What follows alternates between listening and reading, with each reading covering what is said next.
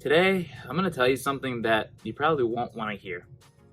Things are not looking the best when it comes to gambling addiction, especially within the United States. We're seeing more casinos pop up every single day, more states legalizing gambling, and different bills pushing for more gambling everywhere that you look. Every time you go outside, I'm sure you see some gambling advertisements on billboards, on the side of bus stops, and every time that you go on your phone, I'm sure that you see gambling ads popping up there.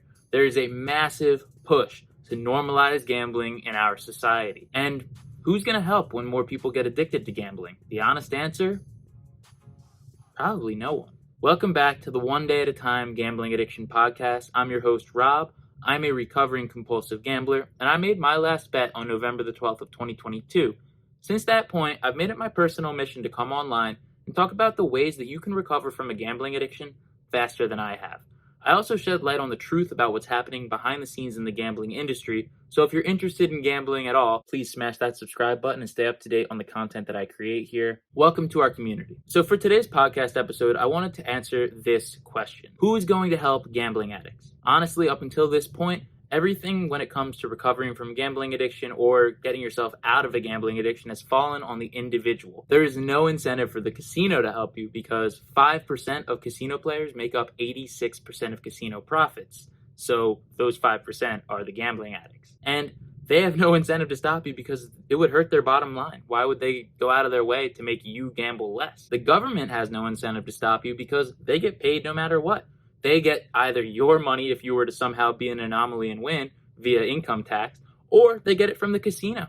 Governments are making billions of dollars by legalizing gambling and pushing you to get involved with it. There is a huge push all over the country for you to be the next person to place a bet. Every ad tells you that you're going to be the next big winner or that gambling is normal. You see all your friends doing it. College campuses, everyone's doing it. Everyone's doing sports betting. If you go on ESPN, you'll see that every single show is talking about the odds of the game. It is everywhere you look. But who is there when things go wrong? Up until this point, there's been 12-step support group meetings, but they don't do any form of marketing. So most of the traditional pathways for treatment for gambling addiction are rather unknown, and they're not being pushed by anyone because no one really has any incentive to do so, except those who are former gamblers. So if you've ever seen the number 1-800-GAMBLER and things along that line, those are people who have lived experience usually with gambling addiction, or at least know someone who has, and have decided they want to help other people to recover. So everyone that's doing good work to try to help people who are struggling with a gambling addiction really aren't doing it to make a lot of money. They're doing it to help people. And as we come to find in society, when there's not a lot of money involved, there's not usually a lot of people involved. So as we continue to see gambling scaling upwards, we're not seeing an equivalent scaling of the treatment options because there's still no money being put into it.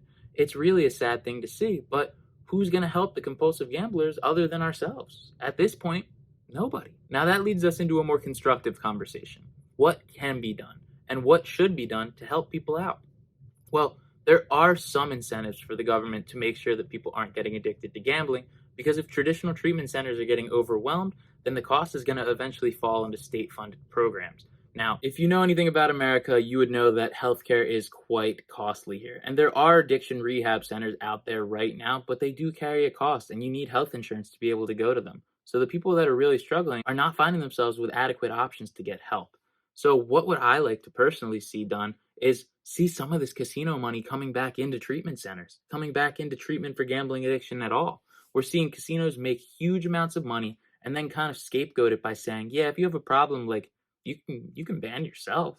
You can call this number and tell them about it, but it's never the casino's problem. And I don't know what your beliefs are about whether or not it's the business's fault or the person's fault, but I know that when it comes to something like alcohol, a bartender is legally liable to cut you off at a certain point so that you're not a danger to others around you. I think that something like that would be really helpful when it comes to gambling, but anything that could be implemented would come down to a little bit of an invasion of privacy, as they would need to know how much money you are spending. However, behind the scenes in the casino industry, they do know how much money you have, or at least they can estimate it. And I know this because they offer different promotions to different people, and they're aware of how much money you have that you're willing to spend towards gambling. And of course, if you have more money to spend towards gambling, you're going to get bigger promotions offered to you. So if there was some kind of program where the casinos had to pay back X percentage of their profits to allow for treatment centers to be built so that people can begin to get help when they get addicted to gambling. That would be something productive that could be done. But again, what's the incentive? Really, for casinos, it comes down to optics. Until enough people are upset about the situation, they have no incentive to do something. Once people start to say, hey, gambling addiction is real and you guys need to change a little bit, then change will be made. But until then, it just looks like the gambling addicts are the ones that messed up and that all the responsibility falls on the individual. I don't know if you feel that way, but for a very long time, I thought everything was my fault.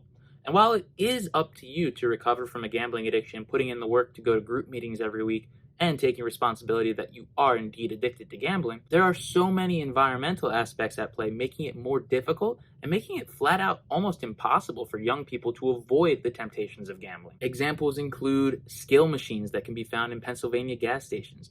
There doesn't need to be gambling on slot machines in bars. Why is everything being mingled together with our society? Gambling is becoming normalized to the point where every single person is finding themselves engrossed in it in some way.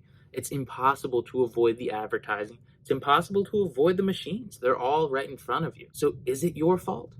Well, I can't imagine that it's completely your fault as the individual, given the fact that everywhere you look, there's a temptation flying your way. There needs to be something done. There's a few groups that I work with right now that are aiming to make a real impact. One group in particular is called Stop Predatory Gambling. Their aim is to kind of talk about what's happening in the marketing of casinos and have the government introduce some regulations to limit casino advertising, because the American people are set to lose $1 trillion of their wealth over the next 8 years to the commercialized gambling industry. And they want to see that number go down. Really, they want to see that number cut in half. Imagine if the American public saved $500 billion over the next 8 years. That's something tangible. That's something helpful. And I'd love to see more funding going into groups like that. Now, of course, they don't want casino money, and all power to them for that. But just the idea that there can be groups out there with the best interests of citizens at heart, it makes me happy, and it makes me proud to work with them. So I want to know down below in the comments, what should be done about this? Should more responsibilities be put on the casinos? Should there be more funding going into treatment programs? And where should that funding come from?